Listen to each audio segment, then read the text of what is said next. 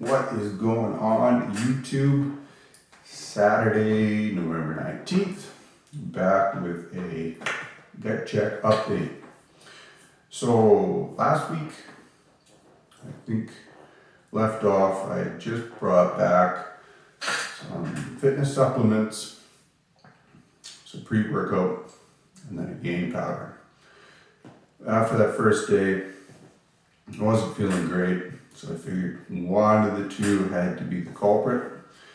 So I did a bit more research on some of the ingredients that were in both, and I kind of noticed that the pre-workout was a bit newer to me, so I figured maybe that was the concern. One of the ingredients in there, I presume it's pronounced hyperzine or huperzine, something like that. And that is a relatively new ingredient, I believe, in some of these products. And it has been shown to cause, some bloating, cramping, etc. So I cut that out after one day of use, and I have been good to go all week.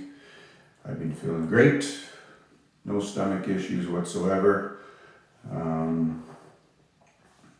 So it's been good, real good. My biggest kind of concern now is getting back to this point that I always get stuck at. I've kind of put back on some of the weight that I had lost back towards the end of October when I was having some of these gut issues. So kind of back up around 182, 183, somewhere in that range. Where do I go from here? I think a guy needs to eat some more to obviously keep gaining some weight. But, I eat breakfast at 7, have a snack at 9:30, lunch at noon, snack at 3:30, supper at 6-ish, and then another snack at 8:30-ish.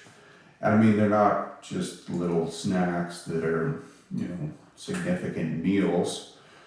And I just have no more time to eat. And I don't really like eating a whole lot more at those meals because it just becomes too much. I just kind of have this, smaller little appetite that likes to deal with a little bit of food at a time and just kind of eat more on a consistent basis. So, in the past, I know it would have been 2019, I think, was probably when I got up to my heaviest, and that was just over 200 pounds.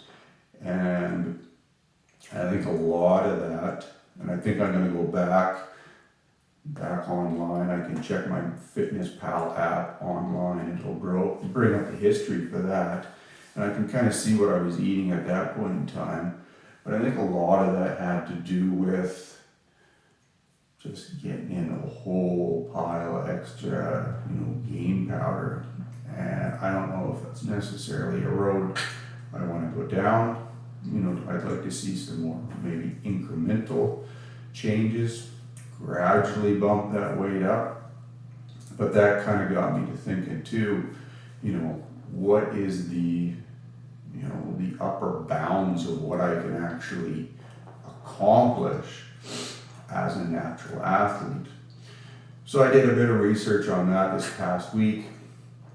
It kind of seems, based on my height, my wrist circumference, and my ankle circumference, that I can probably get up to about 200 pounds, a little bit extra if, you're kind of fully bulked up, but we're only talking about 210. And then lean body mass would then be about in that 180 range. So, I've been training consistently for at least 4 years, if not 5 now. So I think I've kind of, probably getting to that upper limit where, there's probably still room for some improvement, but as you go along in life, a lot of these things, you get these very small incremental changes as you get more proficient at things. So it's gonna be important, I think, to probably be a bit patient, keep being consistent to ensure that, I don't do anything drastic that maybe brings back some gut health issues, but allows me to kind of keep testing those upper limits. So then that got me thinking too, what about the actual workout plan? So I just finished up yesterday 9 weeks of an upper lower split. So that's 3 leg days per week and then kind of 3 upper days per week as well. So I was thinking about going into kind of a push-pull legs workout, and I had a plan kind of all set up for that, but just going over kind of what the exercises were. It was broken into 2 blocks, so I think an 8-week chunk and then another 8-week chunk. And there was a little bit of variation within those blocks, but essentially it would be very similar exercises throughout each block. The only thing that might change was, say an extra set here and there, or an extra rep as you kind of progress through the block. And then once you got to that second block, then there would kind of be a change in exercises again. And I've just kind of got some concerns with repeating a lot of these same exercises over and over and over again. I think, my body has kind of gotten to this point where it's very accustomed to a lot of these, exercises, and I don't think I'm necessarily reaping some of the rewards from working out, because I'm just kind of falling into a bit of a rut as far as training goes.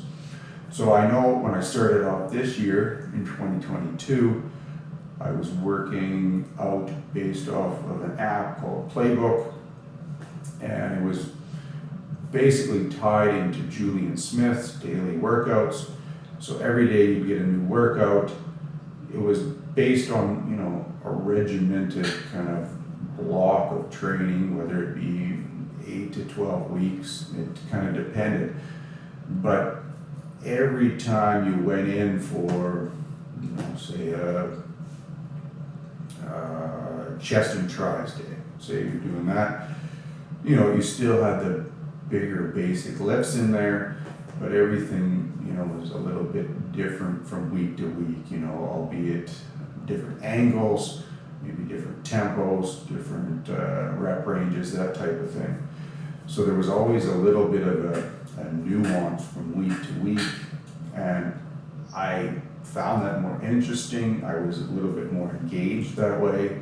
I found that it provided some good results, and I think, working out in this home gym, I obviously enjoy it, but there is limited equipment down here. So I think I need to be a little bit more, I guess the word would be